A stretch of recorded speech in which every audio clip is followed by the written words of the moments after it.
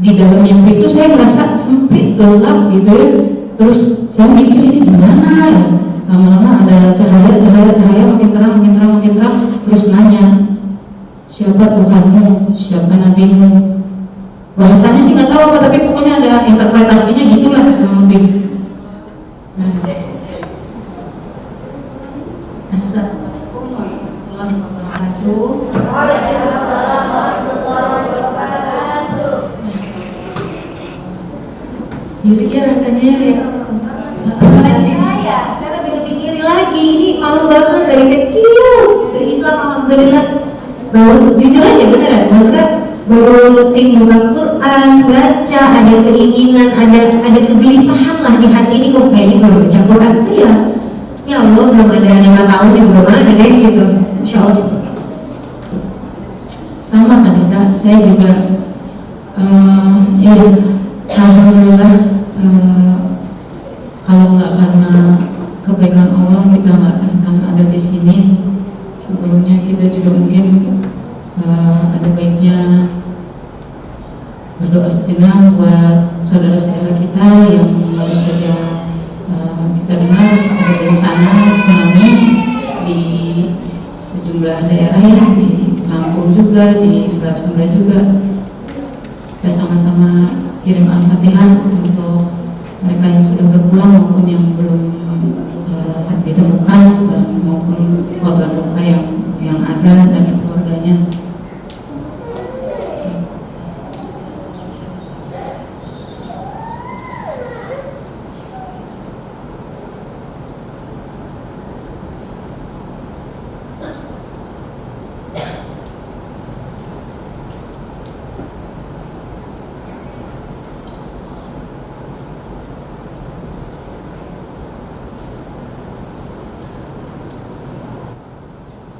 Amin. Ya, nikmat yang paling indah itu sebenarnya nikmat berislam, Pak. Dan mungkin kita sampai sekarang ada yang masih belum ngeh gitu, apalagi yang ya kalau teman-teman di sini alhamdulillah memilih Islam karena memang pilihan dari awal gitu. Memang itu bukan perkara gampang, bukan apa istilahnya, bukan kayak milih baju, bukan kayak milih sekolah gitu ya. Karena ini kita akan memilih jalan hidup kita ke depannya. Tapi alhamdulillah itu adalah nikmat terindah yang pernah kita ambil. Jadi sama-sama yuk kita jaga ini istiqomah sampai akhir hayat, karena kita tidak pernah tahu hidup itu pasti pasangannya mati. Kalau kita hidup hari ini, kita pasti akan mati suatu saat nanti, entah kapan. Sebaik-baiknya manusia adalah manusia yang selalu bersiap-siap, karena kita tidak pernah tahu kapan ajal menjemput kita. Dan memang fungsinya yang tadi kan istiqomah kan.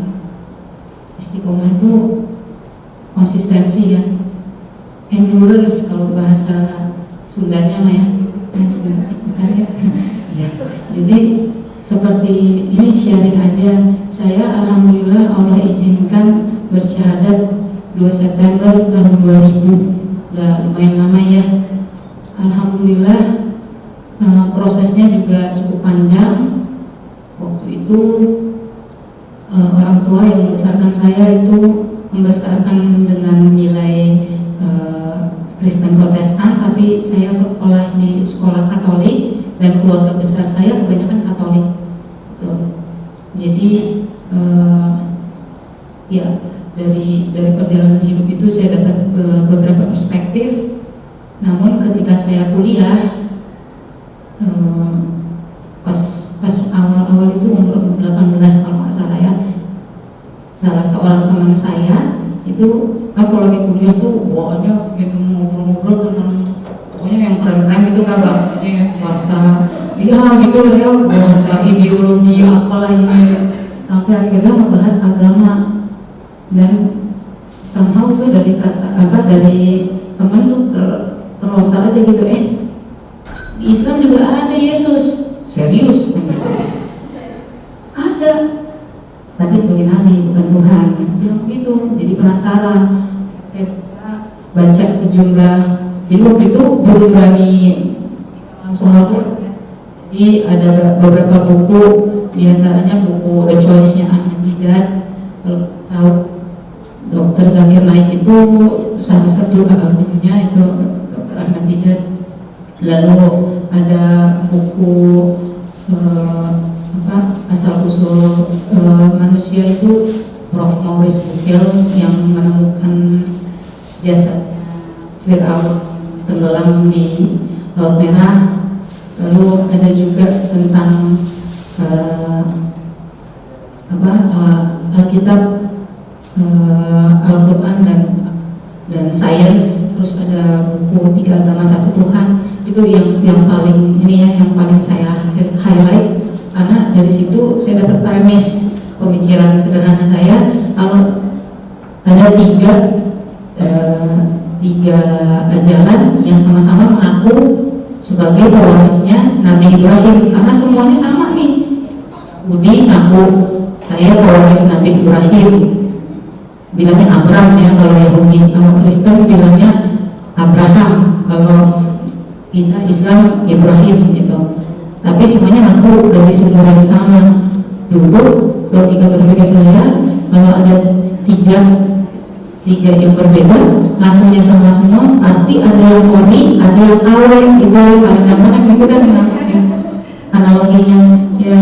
Jadilah saya mau pelajari, akhirnya saya buka lagi Alkitab saya, karena di buku-buku itu ada sanggahan, ada ayat termasuk yang kena banget itu Markus 12 ayat 29 sampai 30 tentang hukum yang terutama yang diajarkan Yesus kepada Israel yang ada di Alkitab. Lalu akhirnya saya buka, ini kok, oh iya ya, Tuhan itu Esa, lalu di mana Trinitas ya, saya jadi pusing gitu. Terus sebenarnya waktu saya masih SMP Kak, saya pernah nanya ke guru agama, kenapa waktu Yesus mau disalib, Yesus berdoa ke Abang Getsemani sampai berkeringat, itu berdoanya sama siapa? Kan kepada Tuhan. Dan lalu kok Yesus Tuhan kan gitu ya. Katanya suster di sekolah saya sekolah Katolik, yang aja suster kurang beriman. Nah kan jadi suruh baca lagi, udah saya baca lagi, baca dari Kejadian sampai Maleaki, Matius sampai Wahyu dibaca, tak bingung gitu. Alhamdulillah akhirnya mengizinkan Allah untuk dituntun ke Al-Quran, akhirnya baca itu. Nah itu merinding sebenarnya tuh, karena di kepala saya udah dapat informasi di surat An-Nisa ayat 157 disebutkan bahwa bahkan Yesus yang disalib sama bangsa Yahudi diserupakan. Itu bahkan di surat An-Nisa 171 dibilangnya, wahai ahli kitab, janganlah kamu melampaui batas dalam agama, karena Tuhan itu bukan tiga, berhenti dari ucapan itu. Disebutkan di Al-Quran sendiri yang itu. Walaupun waktu itu saya baca terjemahnya ya, karena belum ngerti kan baca huruf Arabnya itu. Sampai akhirnya ya udah, itu udah tahu beberapa faktanya itu dari Al-Quran, ngejegal banget gitu ya. Saya nggak kuat di sininya, belum bisa menerima, karena berarti selama ini yang diajarin orang tua saya nggak benar dong, bukan agama yang asli dong, agama KW gitu kan, nggak boleh. 1,5 tahun yang kurang lebih saya agnostik itu nggak beragama ini agama, cuma ya saya mengakui ada kausa prima, ada creator of the entire world gitu. Jadi cuman gitu aja, beragama nggak jelas gitu, pokoknya dia ada Tuhan, ya ada gitu. Sampai akhirnya Allah izinkan saya untuk ngerasain episode pertama di alam kubur. Jadi waktu saya tidur, saya di dalam mimpi itu saya merasa sempit, gelap gitu ya. Terus saya mikir ini gimana ya, lama-lama ada cahaya makin terang, terus nanya, siapa Tuhanmu, siapa nabimu? Bahasanya sih nggak tahu apa, tapi pokoknya ada interpretasinya gitulah kurang lebih. Kalau bangun berarti kan udah selesai saya di situ. Iya kan? Alhamdulillah bangun keringat dingin. Ya Allah, itu mimpi ya. Gimana caranya? Alhamdulillah akhirnya saya bersyahadat. Singkat cerita, dibantu teman saya yang ngasih pertanyaan, yang ngasih jawaban tentang Yesus ada di Al-Quran tapi dengan posisi Nabi Isa. Lalu saya bersyahadat di Masjid Raya Pondok Indah 2 September 2000, pas ulang tahun saya ke-20. Tapi qadarullah saya memang tidak bisa langsung waktu itu menjalankan hukum-hukum Allah, karena di satu sisi saya juga menyadari betapa masih kerdilnya iman saya baru sampai ke tahap mengakui bahwa Nabi Muhammad adalah Nabi terakhir itu. Tapi saya belum cinta, belum kenal, belum sayang, belum cinta sama Rasulullah. Jadilah kena lah tuh virus-virus Islam liberal gitu ya. Pokoknya mah Islam kayak gini aja gitu. Sampai akhirnya di pertengahan tahun 2005-2006 itu saya seuzon Kak sama Allah. Itu dikasih ujian bertubi-tubi, saya seuzon tambah lagi sampai saya akhirnya sakit. Alhamdulillah dari sakit itu saya baru sadar, oh iya, Allah itu sebagaimana prasangka umumnya. Kalau kita negatif, ya Allah kasih yang negatif. Kalau kita positif, kita bersyukur. Apapun yang terjadi, alhamdulillah ala kulli hal. Apapun yang terjadi, Allah kasih terus, ditambahkan terus. Dan itu yang akhirnya membuat saya pelan-pelan bisa untuk menjemput hidayah berikutnya. Yang kalau teman-teman di sini, alhamdulillah dalam 1 bulan udah diizinin ya baca Al-Quran. Saya dari tahun 2000 baca Iqra tuh, Iqra 1, 2, 3, mundur, 1, 2, 3, 4, mundur lagi, 1, 2, 3, 4, 5, mundur lagi. Alhamdulillah di 1437 Hijriah Allah izinkan saya belajar dari seorang guru TPA sebenarnya, yang buat ngajarin anak-anak kecil ya, belajar ngaji pelan-pelan.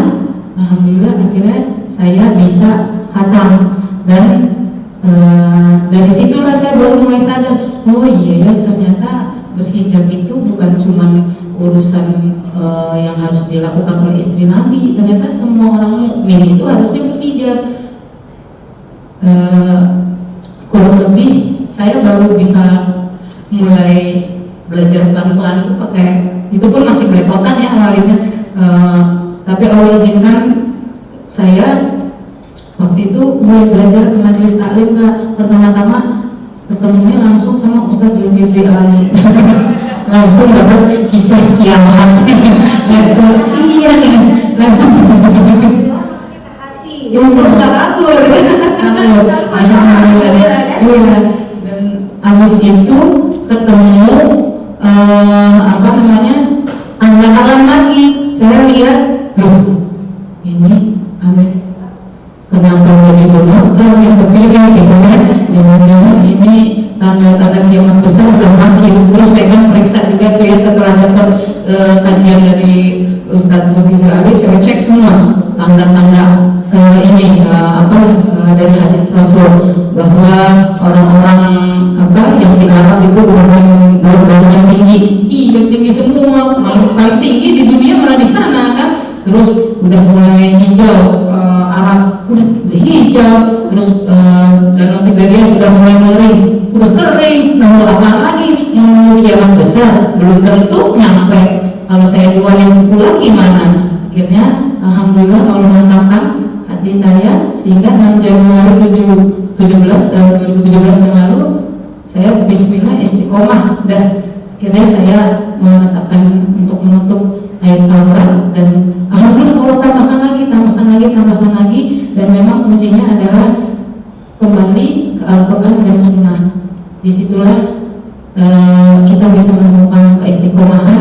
Dan kalau lagi futur, lagi drop, apalagi kan kalau akhwat ada dia lagi semangat datang bulannya gitu ya, langsung gitu biasanya langsung banget. Itu paling kalau misalnya habis lagi ibadah berlama-lama tuh, aduh pokoknya berat ya, mulai lagi, masya Allah benar. Ketemulah sama orang-orang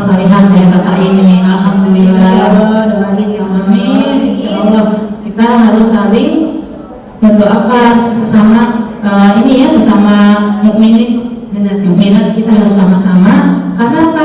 Kalau sendirian paling gampang dikejar setan. Iya. Ya kan? Apalagi di sini alhamdulillah kan teman-teman di sini udah saling kenal, satu tempat tinggal juga, terus saling apa namanya saling menguatkan. Gitu. Jadi di situ kalau misalnya kita lagi drop, carilah nasihat, minta dinasehatin kalau perlu. Gitu. Kak, aku kurang apa ya kak? Kak, aku mesti gimana ya kak? Lagi drop gini gimana ya? Nggak mesti kakak juga bisa deh. Kakak lagi drop nih deh kira-kira. Karena kita semua tuh bersaudara, semua umat muslim itu satu gitu. Jadi kalau ada yang lagi ada yang down, lagi ada yang kurang happy, itu kita punya kewajiban untuk saling merangkul, untuk yaitu sama-sama. Karena kita harus berlomba-lomba di jalan kebaikan ya kan. Itu sih yang bisa Alhamdulillahirrahmanirrahim. Mudah-mudahan juga bisa jadi inspirasi juga, jadi cerita baru untuk teman-teman di sini. Tadi kan sini masih pada muda-muda, masih dalam perjuangan juga gitu kan untuk bisa istiqomah dalam Islam. Intinya sih kita sesama saudara seiman ini harus saling mendoakan, harus saling menguatkan. Tadi disampaikan juga sama Kak Tere, dan banyak belajar lagi juga ya. Kayak Kak Tere tadi referensi bukunya cukup banyak, jadi benar-benar bisa makin menguatkan gitu. Kenapa sih kita Islam? Seperti yang nanti mungkin akan disampaikan juga oleh Ustaz Wimar. Kenapa sih? Apa yang membuat kita tuh harus Islam, bukan yang lain? Kenapa Islam paling benar gitu? Kenapa bukan yang lain? Dan kenapa ini adalah satu-satunya agama yang benar-benar diridhoi sama Allah gitu, bukan yang lain? Nah itu sebagai orang Islam sendiri, saya khususnya gitu ya, mungkin ada tante-tante di sini, teman-teman yang lain yang memang Islam dari kecil, kita tuh nggak pernah bertanya-tanya itu juga sebetulnya. Kita Islam karena orang tua gitu kan, orang tua kami Islam gitu, keluarga semua Islam, jadi kita merasa oh ya udah Islam aja. Akhirnya karena akidahnya nggak kuat gitu, karena keimanan kita juga cuma ikut-ikutan, akhirnya Islamnya juga Islam yang akhirnya tidak sesuai dengan apa yang diajarkan sama Rasulullah juga. Nah ini juga jangan sampai. Jadi kita benar-benar sama-sama belajar. Bukan berarti teman-teman yang mu'alaf atau teman-teman yang baru beragama Islam atau baru bersyahadat gitu, artinya tidak lebih pintar dari kita semua yang dari kecil. Aduh, itu sama sekali enggak. Jadi kita benar-benar sama-sama belajar, sama-sama memperbanyak atau membekali diri. Tadi yang disampaikan sama Kak Tere juga, bagaimana sih menghadapi mati, apa aja yang harus kita baca, apa aja yang harus kita amalkan gitu. Jadi kita tahu, kuat lah ibaratnya. Kalau kita nggak tahu apa yang kita jalanin kan cuma ikut-ikutan, pasti beda rasanya ya.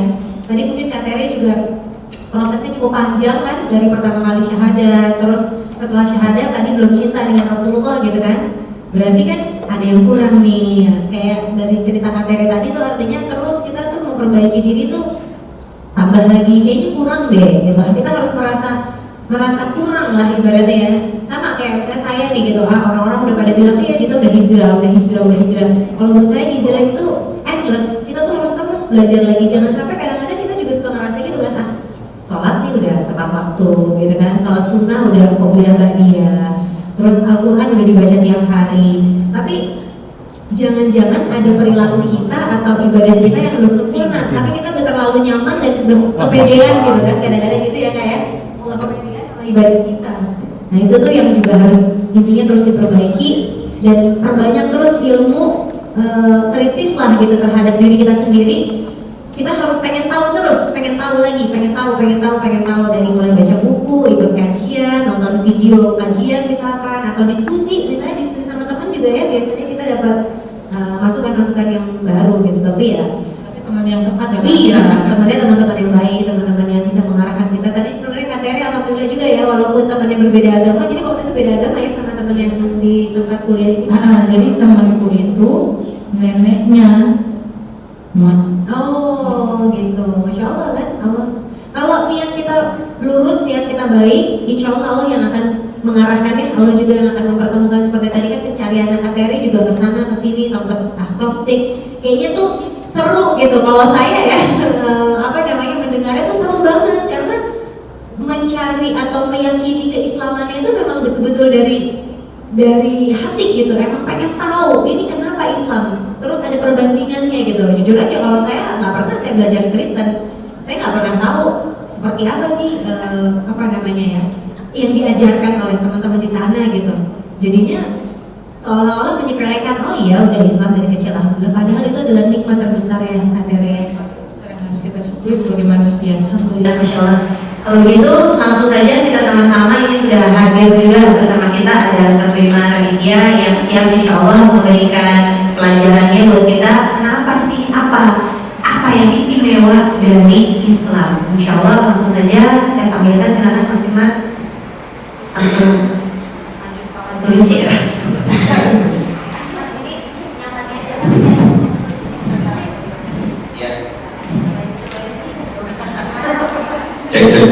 Cek. Bismillahirrahmanirrahim. Assalamualaikum warahmatullahi wabarakatuh.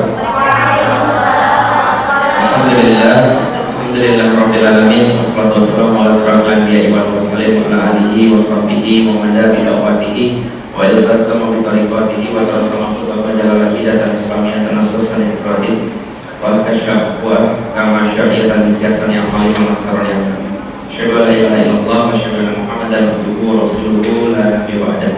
Alhamdulillah, segala puji syukur kepada Allah. Salam dan salam kita curahkan pada junjungan besar kita, manusia terbaik yang pernah ada di muka bumi, ya Rasulullah Muhammad sallallahu alaihi wasallam, yang membawakan Islam yang alhamdulillah bisa kita peluk, sebuah jalan yang terang-benderang akan menyelamatkan kita di kehidupan kita di dunia dan insya Allah di akhirat.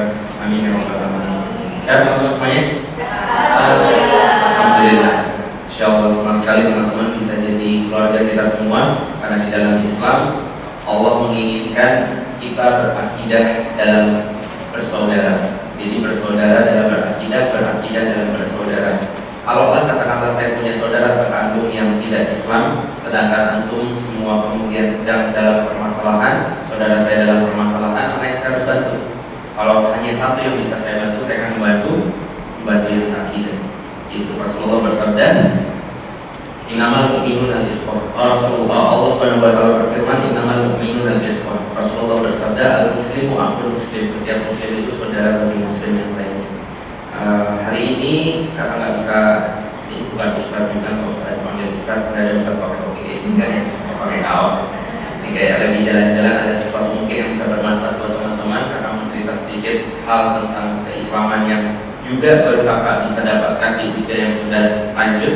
Kakak mulai belajar serius lagi tentang agama kakak walaupun kakak belajar Islam, tetapi kakak mu'alaf di pertengahan jalan. Karena mu'alaf itu artinya orang yang sedang dibutuhkan untuk mengkaji Islam gitu. Jadi kalau dikatakan mu'alaf terminologinya seperti itu, berarti kakak mu'alaf baru umur 22 tahun. Karena di saat itulah 21 tahun itu, 22 tahun itulah kakak mencoba memulai kembali bertanya tentang keagamaan yang sudah dari lahir kakak pegang, tapi nggak tahu kenapa kakak punya ini. Ini sampai jam dikasih waktu berapa? Sampai asal. Kenapa? Ini saya harus set jangan juga sampai jam asal. Asal jam 3:15. Baik, kita coba start cerita setengah jam. Habis itu biar teman-teman bisa tanya ya. Teman-teman tanya apa saja, kalau bisa kakak jawab, kalau bisa kakak bilang tahu. Makanya, oke. Sebelum kita mulai, kita mau tanya dulu sama teman-teman, semua sudah Islam sudah di sini? Oke. Pertanyaan terbesarnya sekarang adalah kenapa pilih Islam? Yang bisa jawab? Why should Islam? Ya. Itu saya anggap mengangkat tangan, walaupun garu-garu tidak. Oke, langsung ya saya tanya ya, Pak Syarif. Siapa? Aisyah. Oke. Lama ya kalau nggak buat. Oke baik di sini ya. Iya baik, iya. Saya tanya kenapa Islam? Karena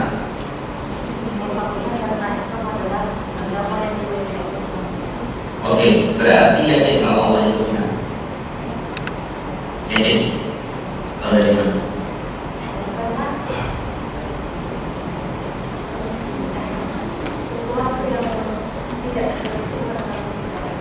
Sesuatu yang tidak terlihat bukan berarti tidak ada. Oke, Tuhan selain agama Islam ini juga nggak kelihatan. kelihatan. Kita nggak bisa melihat Yesus Kristus, kita nggak bisa melihat Buddha yang ada di Nirwana itu, kita nggak bisa melihat dewa Tien, misalkan dewa langit, kita nggak bisa melihat itu juga. Tapi kenapa Allah? Sementara Tuhan kita juga nggak kelihatan. Kenapa ini Allah?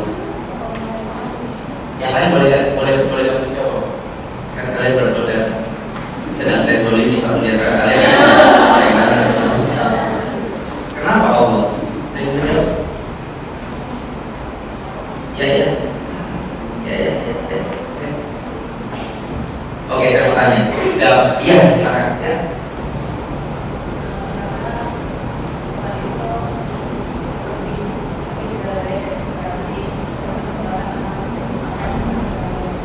Oke, tapi agama lain juga mengatakan bahwa Tuhan kita juga lebih dari segala. Agama lain?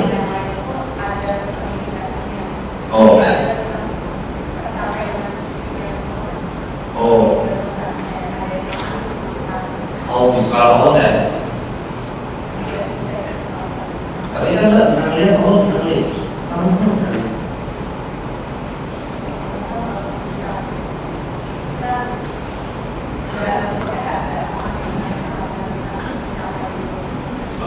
Mbak, informasi dari mana kalau sebenarnya dari Al-Quran? Mbak, percaya kalau Al-Quran itu memang dari Mbak percaya? Kenapa percaya sama Al-Quran? Karena Al-Quran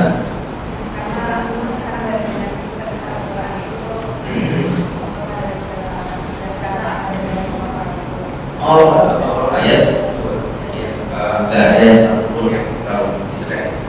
Baik, insyaallah jawabannya sempurna kan. Tapi jawaban ini adalah satu dari banyak sekali jawaban yang berbeda di luar sana ketika kakak cerita tentang hal yang sama. Jadi kalau di luar saya tanya, kenapa percaya sama Allah? Ini adalah kata muslim di luar sana. Kenapa karena teman-teman saya dari luar sana harus belajar banyak tentang itu. Tapi kalau di luar sana sudah belajar dari kecil Islam, ketika ditanya apa memilih Islam, ya karena percaya sama Allah, karena percaya sama Allah, karena ada di dalam Al-Quran. Jawabannya begitu. Kalau itu adalah masalah. Yang ada masalah itu kenapa percaya sama Al-Quran karena ada kata-katanya Allah gitu. Nah di situ mulai muncul kesalahan. Percaya sama Allah gara-gara Al-Quran, percaya sama Al-Quran gara-gara ini kata-katanya Allah. Ada yang aneh di situ? Anehnya ini mana? Anehnya sampai misalkan baca seperti ini. Bulan.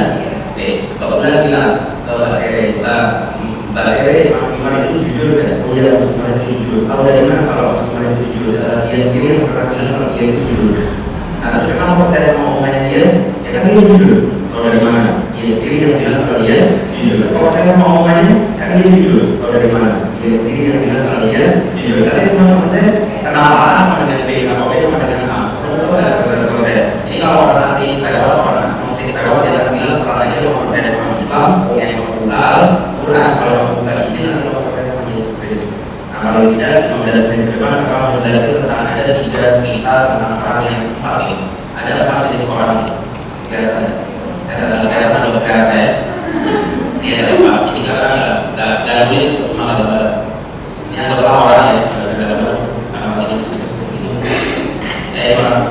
Oke, jadi yang pertama kita sebut dengan nama ateis. Oke. Ateis, orang yang tidak percaya Tuhan, orang yang tidak percaya agama.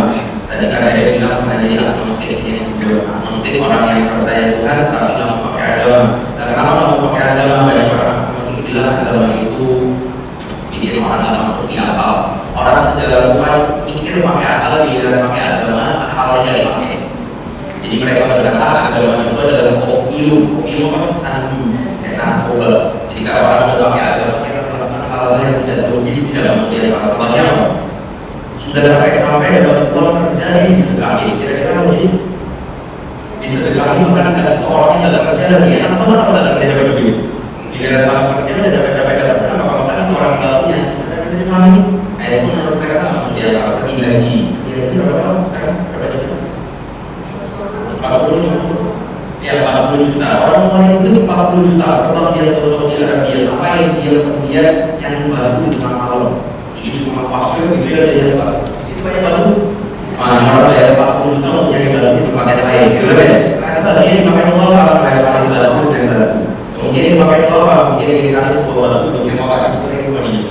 Kalau ada ikutin ada batu khusus karena dia cucu nama Islam bersaudara. Ini menurut orang di luar Islam dalam masjid makanya kalau mau orang pakai agama itu bikin jadi kayak orang pas. Jadi mau saya mana tahu ada orang kayak gitu yang bukan jawab dia, ya, ya, ada tahu? Ini nggak ada yang namanya, ada tahu? Ada tahu? Apa ya? Yang ini ya, ini kayak sakit, bisa apa saja? Ini tahu ya? Mana? Bagi apa? Ya itu adalah orang yang sudah tidak diyakini agama Islam, tapi dia tidak bisa keluar apa daripada ayat percaya itu Tuhan. Makanya dia tetap ada dalam kondisi agnostik, tapi dia sedang mengakui Islam. Makanya dia seperti itu. Kalau kita tahu ini fair, tahu kan fair itu adil. Berarti dia tidak yakin, dia tak pakai. Cuma yang lucu di luar sana, sekali saudara-saudara kita Islam yang dia itu nggak mau punya Islam. Di sesuatu orang Islam nggak mau. Percayanya kalau Islam itu benar, tapi punya Islam nggak dipakai. Jadi mau ini. Dan itu orang yang ini. Ini kakak bagi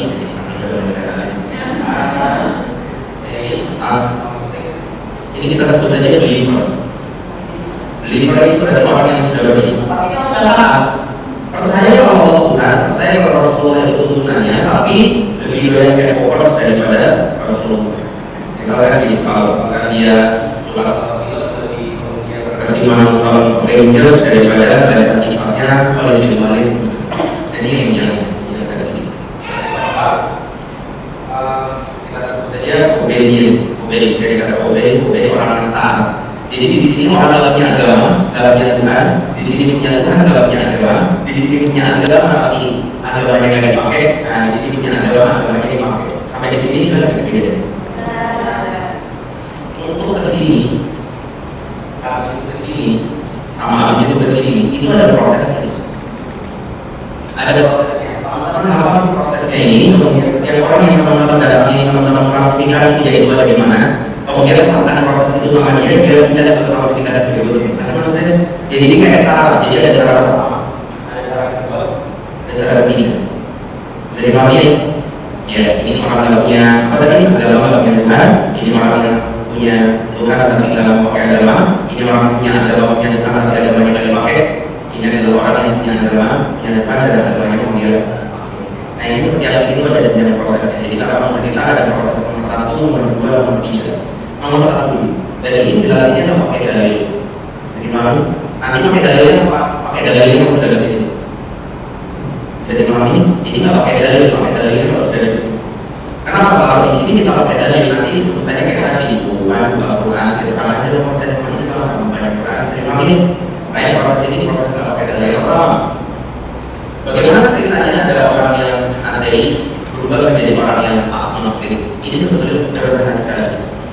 Teman-teman yang saya kira Allah, karena kasih tahu bahwa kalau berbicara pakai perasaan ada apa ketemu. Tapi kalau kita berbicara pakai akal, kita punya satu kesamaan. Karena akal ini punya rasio cuma begini. Misalkan teman-teman melihat ada masuk ruangan ini, ada ruangannya kosong, tiba-tiba ada gelas aqua, itu tidak isinya separuh, sebenarnya apa?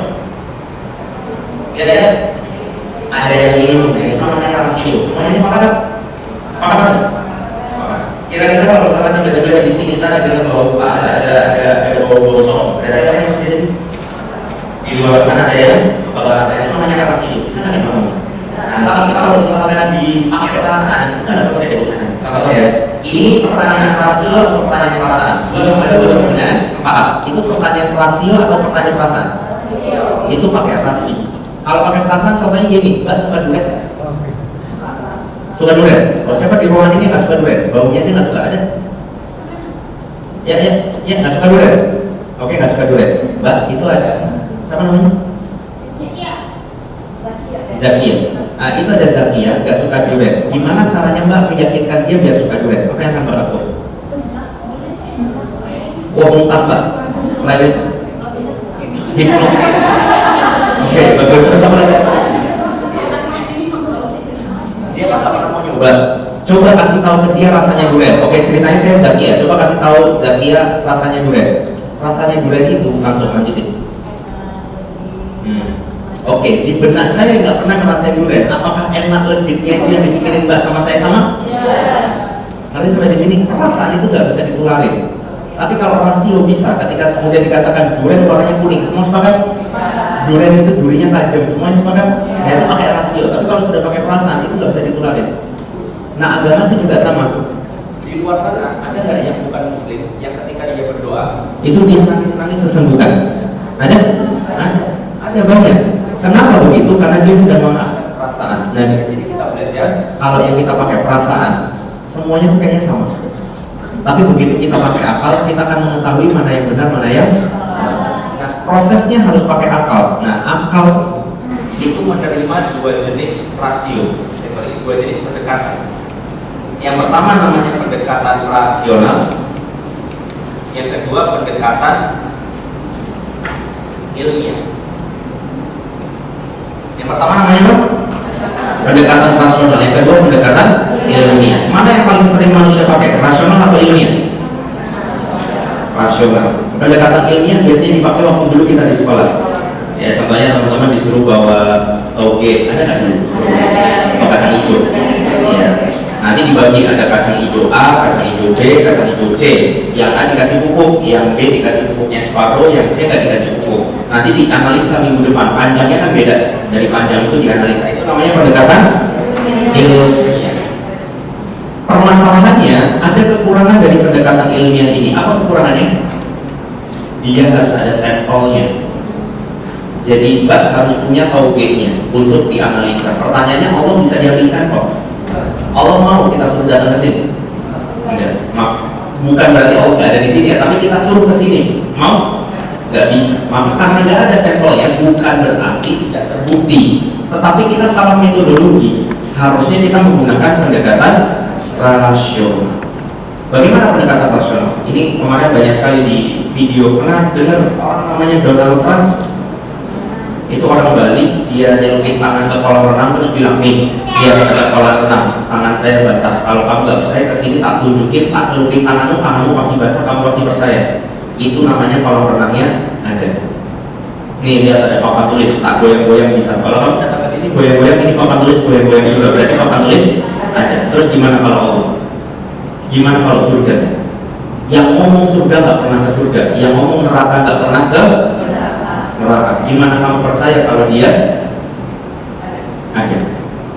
Kamu nggak pernah ke sana. Bagaimana kita tahu kalau neraka dan surga itu ada? Nah, dia sedang menguji kita untuk membuktikan Allah lewat pendekatan ilmiah. Jawabannya nggak bisa. Bukan karena Allahnya yang salah. Pendekatan ilmiah ini punya kekurangan.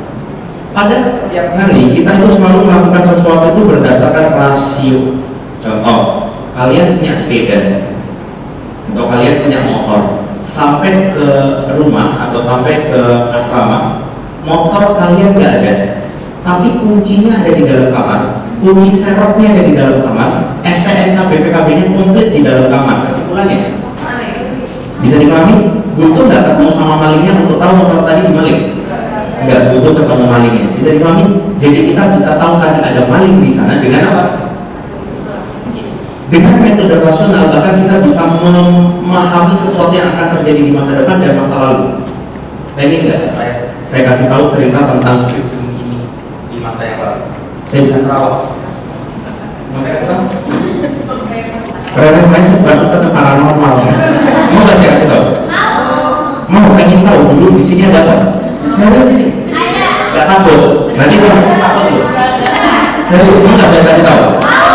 Mau? Nih dengerin baik-baik. Di gedung ini nggak tahu kapan, yang jelas di masa yang lalu itu ada yang bilang karpet ini. Terus ada yang gambar itu. Terus ada yang masang lampu itu. Nanti maksud saya. Nah itu namanya pendekatan rasional. Bisa dipahami? Saya yakin sih yakin pasti ada yang ngecat nih kemarin. Tahunya kenapa? Karena kecat. Ngerti nggak maksud saya? Itu namanya pendekatan rasional. Dengan pendekatan ini orang pasti ketemu Tuhan. Lah kenapa? Coba pikirin baik-baik. Ada kita berarti ada. Jadi jauhan kalau Tuhan ada kita berarti ada. Oke, saya mau tanya, kalian semua percaya nggak kalau saya punya ibu? Kok bisa pernah ketemu? kenalan? Tahu namanya? Kok bisa percaya saya punya ibu? Nah itu namanya rasional. Kalau saya punya ibu berarti saya punya kakek nggak? Punya. Berarti kalau saya punya kakek berarti saya punya ibunya kakek. Kalau saya punya ibunya kakek berarti saya punya neneknya kakek. Kalau saya punya neneknya kakek berarti saya punya ibunya neneknya kakek. Udah begitu aja ya. Saya mau tanya, itu kalau diterusin ada ujungnya kan? Pikirin baik-baik, ada ujungnya? Gak mungkin gak ada, pasti ada ujungnya. Saya punya ibu dari nenek dari buyut dari ibunya buyut dari neneknya buyutnya buyut. Itu kalau diterusin ada ujungnya. Logika manusia akan berpikir pasti ada manusia yang pertama, nggak tahu siapa. Ada, tahunya buka Quran. Ini kan tadi saya bilang pakai dalil atau enggak? Ini nggak pakai dalil. Pertanyaannya, ini kalau ada manusia yang pertama, ini dari mana? Ini kok dijawab dari ibunya, nggak selesai. Ini harus dipecahkan secara logika. Ini nih orang ini dari mana? Dari mana? Dari sanalah kemudian logika kita berpikir pasti ada zat di luar manusia yang menciptakan manusia. Bisa dipahami sampai di sini? Bisa. Itu yang harus kita pahami. Maka dari sini kita akan tahu ketika kita melihat gunung ada, ketika kita melihat matahari ada. Sementara kita nggak melihat dia berkembang biak, misalkan membelah diri gitu ya. Pernah lihat matahari membelah diri? Nggak pernah. Itu kan yang beranak pinak. Matahari tidak beranak pinak, tapi matahari ada. Artinya ada yang membuat matahari. Jangan bilang Allah dulu, ini belum sampai ke sana. Ini masih di sini perjalanannya. Bisa nggak dipahami? Bisa. Oke, pasti ada yang menciptakan. Dan kalau itu kita bisa sadari, itu kita berubah jadi agnostik. Selamat teman-teman agnostik sekarang. Ya, lewat proses berpikir semacam itu. Dan itu bisa teman-teman lakukan dengan melihat hal-hal yang besar maupun hal-hal yang sangat kecil. Ini sudah balik semua belum? Yang belum nasib ya, ini saya mau cerita. Jadi kalau teman-teman kemudian mengikuti proses berpikir ini, kata Allah begini, inna fi khalqis samawati wal ardi wa ikhtilafil laili wan nahari la ayatin li ulil albab. Terdapat tanda-tanda kebesaran bagi siapa saja yang mau berpikir. Apapun kalau berpikir itu ketemu Allah. Apapun, contohnya tadi sudah ngomongin matahari yang gede-gede. Nah sekarang saya mau ngomongin yang kecil-kecil. Pernah tahu Ustaz Felixio? Mau tahu Ustaz Felixio? Dia itu ceritanya berubah dari ateis ke agnostik gara-gara sperma. Dulu pernah belajar biologi, bab reproduksi? Ya pernah. Yang paling bagus nilainya kan yang lain tidak ada bagus. Nah bab reproduksi tahu? Nah ini cerita tentang sperma. Nah kenapa gara-gara sperma berubah jadi agnostik? Ceritanya begini, dengarkan baik-baik. Sperma setelah diteliti itu nggak ada fungsinya untuk laki-laki. Kalian tahu nggak sperma itu dibuatnya di tempatnya laki-laki? Tahu kan? Tahu. Ternyata nggak ada fungsinya untuk laki-laki, nggak bikin ganteng, nggak bikin maco, nggak ada gunanya. Satu-satunya guna sperma adalah ketika dia masuk ke tempat namanya tuba ketemu ovum, nanti jadi manusia. Bisa dipahami seperti ini? Berarti sperma ada fungsinya nggak buat laki-laki? Nggak ada. Dibuatnya pertama kali di mana? Di laki-laki, keluar ke tuba fallopi, gitu kan ya? Pertanyaannya, apakah sperma tahu tuba fallopi sebelumnya? Nggak tahu sama sekali. Cuma hebatnya ketika dia sampai ke tuba fallopi, setelah dianalisa harusnya semua sperma mati. Kenapa semua sperma mati? Karena tuba fallopi yang ada di tempat wanita itu asalnya nitabur. Jadi harusnya masuk langsung meninggal. Itu pembunuhan terbesar sepanjang zaman. Tahu kenapa? Karena sekali keluar itu pasukannya bisa 5 miliar. Bisa berapa ya? 5 miliar dibunuh dalam sekejap gara-gara kena asam. Gitu kan ya? Cuma hebatnya sperma nggak mati. Gara-gara apa? Gara-gara bau bekal. Pertanyaannya, tahu dari mana sperma bakal ketemu asam? Kok dia bisa tahu bau bekal? Nih kakak pertanyaan, kalian pernah tahu Venezuela? Pernah ke sana belum? Belum pernah ke sana, tahu nggak trayek angkot di sana? Tahu nggak bahasa orang sana? Tahu nggak bakal apa yang dihadapi di sana? Nggak tahu kan? Hebatnya sperma. Belum pernah ketemu tempat namanya itu Bapaloti, sudah bau bekal. Bekalnya pas deh. Pertanyaan tahu dari mana? Di situ kemudian Ustaz Felixio berpikir berputar-putar nggak bisa bis. Kok bisa di bau bekal? Kalau dari mana? Kan harusnya logikanya begini. Masukannya nyerang. Dari teman, karena sering lihat teman sholat, sering lihat teman ngaji. Saya pergi dari rumah, saya udah bulatkan hati untuk masuk ke